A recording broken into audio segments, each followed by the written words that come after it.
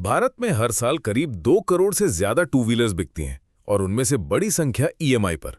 लेकिन असली खेल बाइक का नहीं, उस ईएमआई का है जो मिडिल क्लास को धीरे धीरे गरीब बनाती है। पुणे में रहने वाला राहुल, सैलरी 32,000 रुपए, पहली जॉब लगी। ऑफिस के बाहर सबकी स्पोर्टी बाइक्स खड़ी रहती थीं, KTM, R15, हंटर और राहुल पुरानी स्प्लेंडर। एक दिन लंच ब्रेक में दोस्त बोला, भाई ईएमआई पर ले ले, सिर्फ 4,700 रुपए महीना पड़ेगा। सिर्फ यही शब्द सबसे खतरनाक था, क्योंकि हमारा दिमाग पूरी कीमत नहीं देखता, सिर्फ मंथली ईएमआई देखता है। इसे कहते हैं एंकरिंग बायस। 1,85,000 की बाइक अचानक सस्ती लगने लगती है क्योंकि शोरूम वाला उसे 4,700 रुपए में कन्वर्ट कर देता है। और हम सब यही करते हैं, मैं भी, तुम भी। राहुल ने उसी शाम टेस्ट राइड ली, हेलमेट पहना, मिरर में खुद को देखा, बस डिसीजन वहीं हो गया। यही वो मोमेंट है जब सब कुछ डिसाइड हो जाता है। अब ध्यान देना, गलती बाइक खरीदना नहीं थी, गलती थी उस बाइक को सक्सेस समझ लेना। क्योंकि मिडिल क्लास में पहली सैलरी के बाद सबसे बड़ा प्रेशर क्या होता है? घर नहीं, इन्वेस्टमेंट नहीं, लाइफस्टाइल अपग्रेड। और सोशल मीडिया ने इसे और डेंजरस बना दिया है। इंस्टाग्राम पर reels, first salary first bike, manifested this beast, hard work page of. असल में ये सोशल प्रूफ बायस है। जब सब लोग कुछ कर रहे होते हैं, हमें भी वही नॉर्मल लगने लगता है। लेकिन कहानी यहीं खत्म नहीं होती। राहुल की ईएमआई शुरू हुई 4,700 रुपए, फिर इंश्योरेंस, पेट्रोल 3,000 रुपए, weekend rides, accessories, service. Total monthly cost क्या? करीब 11,000 रुपए, 32,000 रुपए सैलरी में से। ये तो सिर्फ एक नंबर था, लेकिन असल में ये कुछ और था। असल में राहुल अपनी फ्यूचर फ्रीडम बेच रहा था, क्योंकि ईएमआई सिर्फ पैसे नहीं खाती, ऑप्शंस खाती है। अब राहुल जॉब छोड़कर बेटर अपॉर्चुनिटी नहीं ले सकता था, रिस्क नहीं ले सकता था, इमरजेंसी फंड नहीं बना पा रहा था। मंथ एंड आते आते यूपीआई ऐप्स पर पे लेटर अवेलेबल दिखने लगता था। और यहीं ट्रैप का दूसरा फेज शुरू होता है। बाइक ईएमआई कभी अकेले नहीं आती, उसके साथ आता है पूरा आइडेंटिटी पैकेज। नई jacket, Bluetooth helmet, long ride cafes, GoPro EMI. Suddenly सिर्फ 4,700 वाला डिसीजन 15,000 रुपए महीने की लाइफस्टाइल बन जाता है। इसे साइकोलॉजी में कहते हैं हेडोनिक एडेप्टेशन। जो चीज पहले लग्जरी लगती थी, कुछ महीनों बाद नॉर्मल लगने लगती है, फिर दिमाग अगला अपग्रेड मांगता है। और जो मैं आगे बताने वाला हूं, वो बहुत कम लोग जानते हैं। इंडिया में पर्सनल फाइनेंस क्राइसिस का बड़ा रीजन लो सैलरी नहीं, फिक्स्ड ईएमआईज है। आरबीआई की रिपोर्ट्स बार बार दिखाती हैं कि अर्बन यंग बोरोवर्स में अनसिक्योर्ड डेट और कंज्यूमर ईएमआईज तेजी से बढ़ी हैं। मतलब लोग एसेट्स नहीं, लाइफस्टाइल फाइनेंस कर रहे हैं। और सबसे डेंजरस मिथ क्या है? बाइक ईएमआई से क्रेडिट स्कोर बिल्ड होता है। हाँ, टेक्निकली होता है, लेकिन क्रेडिट स्कोर बिल्ड करने के लिए फ्यूचर कैश फ्लो डिस्ट्रॉय करना है। ये वैसा है जैसे सिक्स पैक के लिए स्टेरॉइड्स लेना।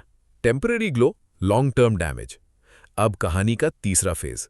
6 महीने बाद कंपनी में ले ऑफ शुरू हुए। राहुल सेफ था, लेकिन डर शुरू हो गया। अब हर ईएमआई नोटिफिकेशन एंग्जाइटी बन चुकी थी। फोन वाइब्रेट करता, हार्ट रेट बढ़ जाता है। EMI due tomorrow. यही वो हिस्सा है जिसके बारे में कोई रील नहीं बनाता। मिडिल क्लास का सबसे बड़ा स्ट्रेस अक्सर कम इनकम नहीं होता, फिक्स्ड ऑब्लिगेशंस होते हैं। ईएमआई तुम्हें इंस्टेंटली गरीब नहीं बनाती, वो धीरे धीरे तुम्हारी मंथली ब्रीदिंग स्पेस खत्म करती है। और फिर एक दिन तुम सिर्फ बिल्स मैनेज कर रहे होते हो, लिविंग नहीं, सर्वाइविंग। पटना की प्रिया ने ऑपोजिट किया। सैलरी 28,000 रुपए, बाइक चाहिए थी, लेकिन उसने खुद से एक सवाल पूछा, क्या मैं बाइक अफोर्ड कर सकती हूं या सिर्फ ईएमआई अफोर्ड कर सकती हूं? डिफरेंट समझ रहे हो? यही सवाल गेम बदल देता है। प्रिया ने रूल बनाया, अगर किसी व्हीकल की टोटल मंथली कॉस्ट उसकी सैलरी के 10% से ज्यादा है, वो नहीं खरीदेगी। मतलब 28,000 रुपए सैलरी पर मैक्स 2,800 रुपए मंथली रनिंग कॉस्ट। उसने क्या किया? सेकेंड हैंड होंडा एक्टिवा ली, 52,000 रुपए कैश। 2 साल तक वही चलाई, बाकी पैसे एसआईपी में डाले। अब ट्विस्ट सुनो, 2 साल बाद उसकी इन्वेस्टमेंट्स लगभग 2,40,000 रुपए थी। और राहुल अब भी लोन क्लोज कर रहा था। Same age, same city type, different psychology. Pattern interrupt. कभी नोटिस किया, रिच लोग अक्सर बोरिंग कार्स चलाते हैं लेकिन एसेट्स खरीदते हैं। मिडिल क्लास दिखने वाली चीजें खरीदता है क्योंकि सोसाइटी अप्लॉज देती है। अमीर लोग लोन से अमीर बनते हैं, ये आधा सच है। रिच लोग प्रोडक्टिव एसेट्स पर लोन लेते हैं, business, property, cash flow generating चीजें। मिडिल क्लास अक्सर डेप्रिशिएटिंग लाइफस्टाइल पर लोन लेता है। और बाइक शोरूम से बाहर निकलते ही वैल्यू गिरना शुरू। अब प्रैक्टिकल बात, बाइक ईएमआई कब ठीक है और कब ट्रैप? अगर आपकी सैलरी 50,000 रुपए है और total bike cost EMI plus petrol plus maintenance मिलाकर 6-7 हज़ार के अंदर है, मैनेजेबल हो सकता है।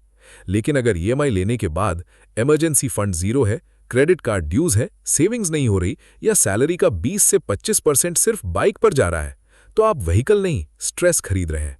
सिंपल फ्रेमवर्क याद रखो, 3-6-20 रूल। 3 महीने का इमरजेंसी फंड पहले, 6 महीने तक ईएमआई कंफर्टेबली सर्वाइव कर सको इवन आफ्टर जॉब लॉस, और टोटल व्हीकल एक्सपेंस इनकम के 20% से नीचे, वरना वेट करो। हाँ, थोड़ी एम्बैरेसमेंट होगी, दोस्त बोलेंगे भाई कब ले रहा है, लेकिन believe me, temporary shame permanent EMI से सस्ती पड़ती है। और हम सब यही करते हैं, मैं भी, तुम भी। हम चीजें जरूरत से नहीं, आइडेंटिटी से खरीदते हैं। बाइक कई बार ट्रांसपोर्ट कम, वैलिडेशन ज्यादा होती है, लेकिन फ्रीडम कैसी चाहिए? 5 सेकंड की एग्जॉस्ट साउंड वाली या ऐसी जिसमें मंथ एंड एंग्जाइटी ना हो? राहुल ने आखिर क्या किया? बाइक बेच दी? नहीं, उसने ओवरटाइम शिफ्ट्स लेना शुरू किया, फ्रीलांस एडिटिंग सीखी, ईएमआई जल्दी क्लोज की, फिर वही 4,700 रुपए एसआईपी में डालना शुरू किया। क्योंकि असली जीत गिल्ट नहीं, अवेयरनेस है। गलती सब करते हैं, लेकिन वही गलती रिपीट ना करना, वहीं से फाइनेंशियल मैच्योरिटी शुरू होती है। और शायद इस वीडियो के बाद कोई एक लड़का शोरूम में बैठकर पहली बार ये सोचेगा, मुझे सच में बाइक चाहिए या सिर्फ वो फीलिंग? यही सवाल लाखों बचा सकता है। अगर तुम्हारे किसी दोस्त ने अभी अभी नई बाइक ईएमआई पर ली है, ये वीडियो उसे जरूर भेजना। शायद वो अभी एक्साइटमेंट में हो, लेकिन फ्यूचर वाला वर्जन उसका तुम्हें थैंक यू बोलेगा। और अगर तुम्हें ऐसे ही मनी साइकोलॉजी वाले रियल मिडिल क्लास ट्रैप समझने हैं, तो द मनी फ्लेयर को सब्सक्राइब कर लो, क्योंकि पैसे की सबसे डेंजरस प्रॉब्लम्स नंबर्स नहीं होती, साइकोलॉजी होती है।